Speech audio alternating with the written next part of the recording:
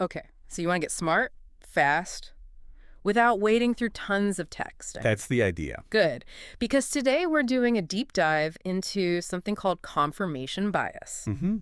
A really important one. Yeah, what is it? Uh, why is it such a big deal? And maybe what can we actually do about it? Let's get into it. Okay, so simply put, confirmation bias is, Well, it's our tendency to hunt for and actually prefer information that just fits with what we already believe. like finding things that agree with you. Exactly. It's like our brain wants a high five for being right. And, what's really interesting is studies hint it's not just laziness.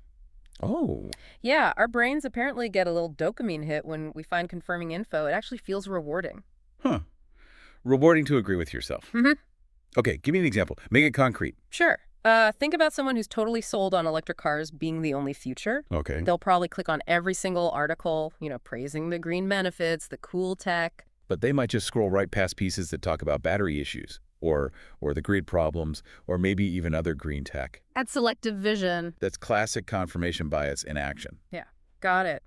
Okay, so it makes us a bit blinkered. But why is that a danger? Beyond just being a bit biased. Well, it can lead to some pretty bad judgments, seriously flawed decisions. How so?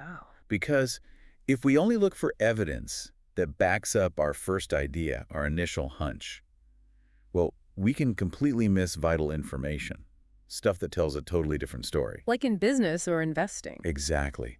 Imagine launching a product based only on positive feedback, ignoring the critical reports, or investing everything because you only read the good news about a stock, ignoring red flags because they don't match your optimism. That can cost you a lot. Right, right. Big consequences.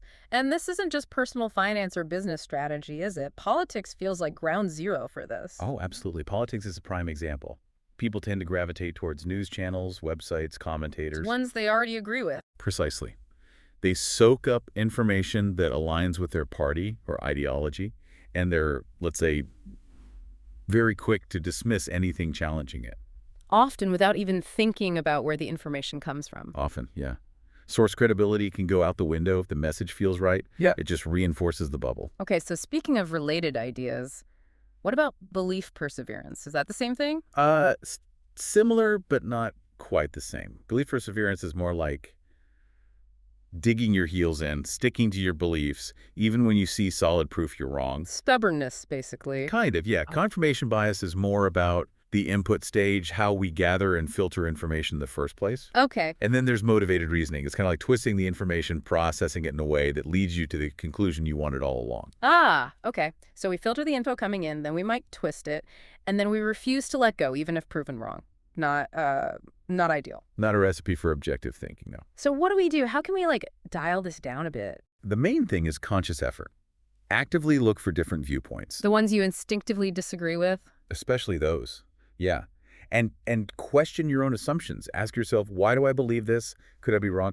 It takes a bit of intellectual humility. Being willing to be wrong. That's tough. It is, but crucial. And I guess in science, this must be a massive issue to control for, trying to find objective truth. Huge. Yeah. In research, confirmation bias can mean a scientist, maybe unintentionally, focuses on data supporting their hypothesis. And downplays results that don't fit. Exactly. Or overlooks anomalies. That's why things like rigorous methods, peer review, trying to replicate studies, they're all designed partly to counter this human tendency, to keep the process as objective as possible. Makes sense. It feels, though, like social media just pours fuel on this whole fire. You absolutely hit it. Social media algorithms are often designed to keep you engaged. By showing you stuff you already like. Precisely. They often create these echo chambers or filter bubbles. You mainly see posts and news that confirm what you already think. So your biases just get stronger. They get reinforced, yeah. And it can make you less open, less receptive to different perspectives you just don't encounter as much. Okay, can you give a really stark real-world example where confirmation bias led to a serious mistake? Well, think about medical diagnoses, diagnostic errors.